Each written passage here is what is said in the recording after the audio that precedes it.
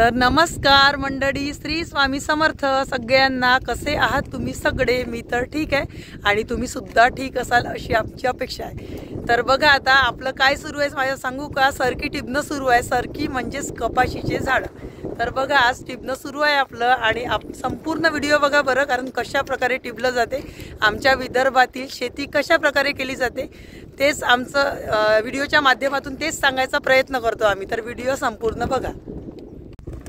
तर नमस्कार मंडळी, आणि हे बघा आता आज आपलं टिबणं आहे, कपाशीचे झाडं लावायचे आहे। आम्ही टिबणं असं म्हणतो, सरकी टिबायची आहे आपल्याला। तर बघा राशी 659 हे आपलं बियाणं आहे। तर आता पेरण्याला सुरुवात करायची आहे, व्हिडिओ संपूर्ण बघा।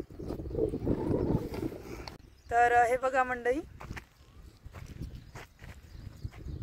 हे असते कपाशीचं बी म्हणून आपण याला। तर हे बघा, तर हे आता हे अशा प्रकारे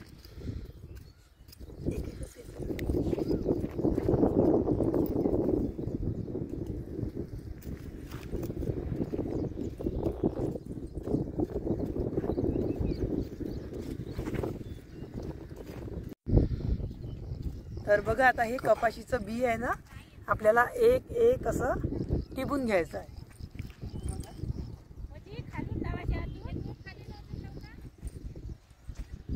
खायले राहू दे ना, लाव द्या ना, हा लाव द्या ना, लाव दे, लाव लाव लाव लाव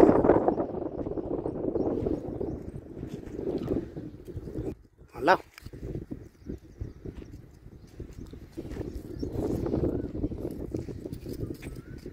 तर बघा मंडळी आता आपलं टिपणं तर सुरू आहे, पण पाणी लवकर लवकर पाठवा।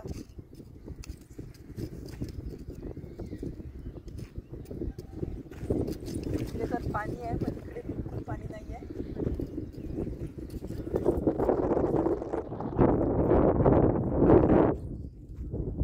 तर बघा मंडळी आता अशा प्रकारे आपलं टिबणं सुरू आहे।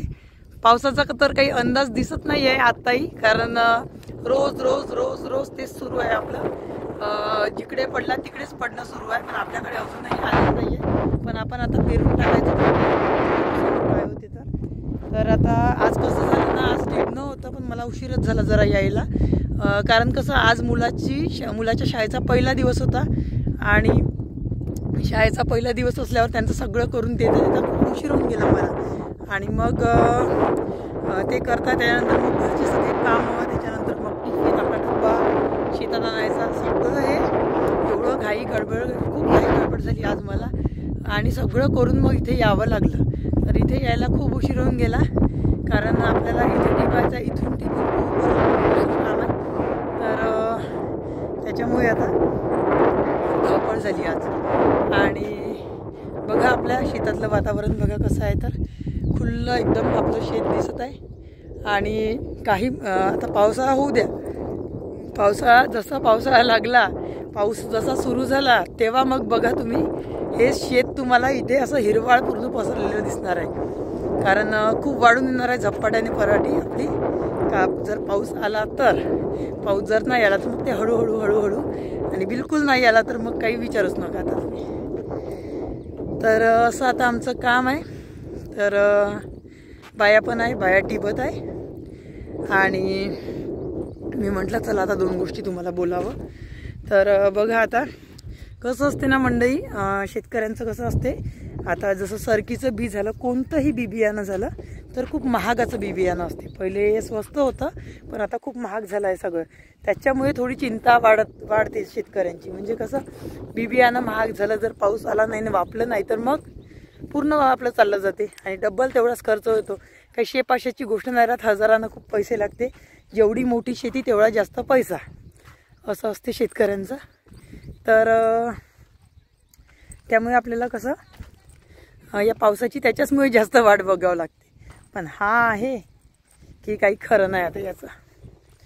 आणि आमच्या भागात माहिती आहे का, काही लोकांना पाणी आहे, बोरची वगैरे व्यवस्था आहे, त्याच्यामुळे बोरची व्यवस्था असली की कसं असते पाईप टाकून पाणी तरी करता येते। पण इथे आमच्या या शेतामध्ये बोरची व्यवस्था नाही, पाण्याची कोणती विहीर नाही, कोणतं काही नाही, त्याच्यामुळे वर्षाच्या भरोशावर आहे सगळं। तर कसा वाटला आजचा व्हिडिओ तर कमेंटमध्ये नक्की सांगा। आता यांना दोघींना घेऊन मला तिकडे जायचं आहे गाडीने, तर चला आता. आणि बघा मंडळी, आता इथलं टिपणं झालेलं आहे. आता जायचं आहे दुसऱ्या शेतामध्ये. तर आता आम्ही कसं गाडीनं पोहोचवतो बाया, तर त्याच्यामुळे आता हे गेले आहे पोहोचवायला. आता मी माझ्या गाडीने पोहोचवतो.